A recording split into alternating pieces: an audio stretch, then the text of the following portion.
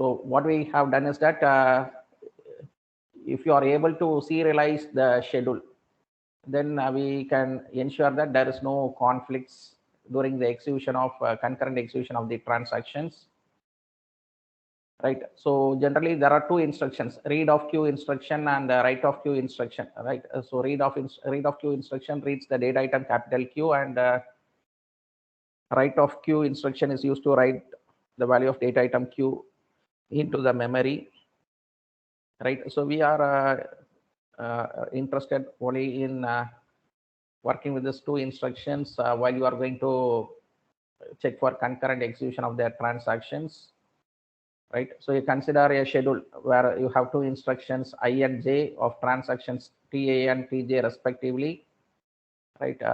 So if I and J refer to the different data items, then we can swap I and J without affecting the results of any transaction in the schedule, right? So in the case of conflict serializability, you need to know this 4 points.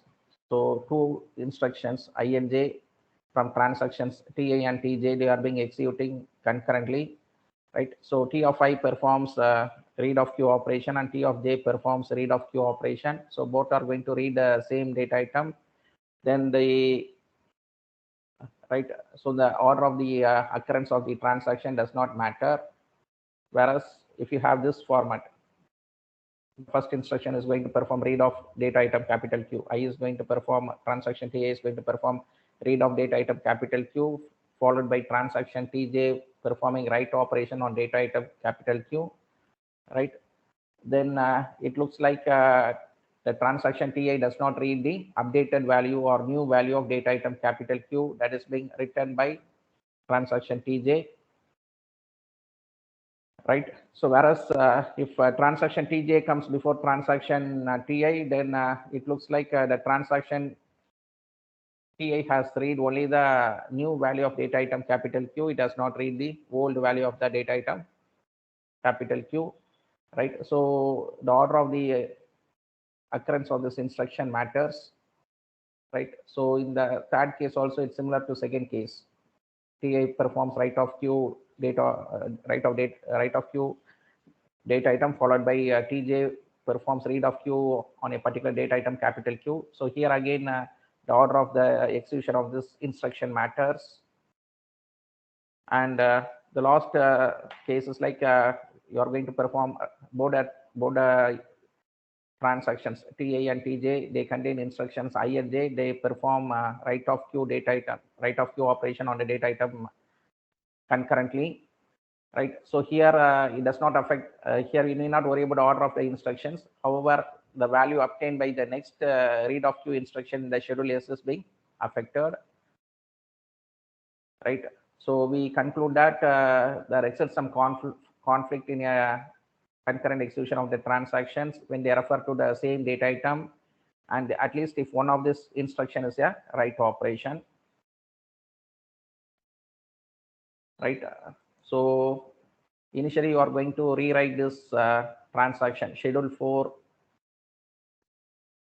schedule 3, right? Schedule 3 we are going to rewrite it in this format. So we are going to have only read and write operation. So read of A, write of A in transaction T1, followed by read of A, write of A in transaction T2. Again, read of B, write of B in transaction T1, followed by read of B, write of B in transaction T2, right? So this is the initial state of concurrent execution of the transactions. For schedule 3, it shows only the read and write operations, right? So you know that when there is write operation on a data item and read operation on a data item by concurrent transaction, there exists conflict, right? So if you consider the second instruction write of A and the third instruction read of A, there is a conflict, right? The order of the execution of this instruction matters. So what we do is that whereas you look into the fifth instruction, so the fifth instruction read of B does not conflict with write of A instruction. So we are going to swap read of B with write of A instruction, and again you are going to swap read of B instruction with read of A instruction, followed by write of B instruction with write of A instruction, and write of B instruction with read of A instruction, right?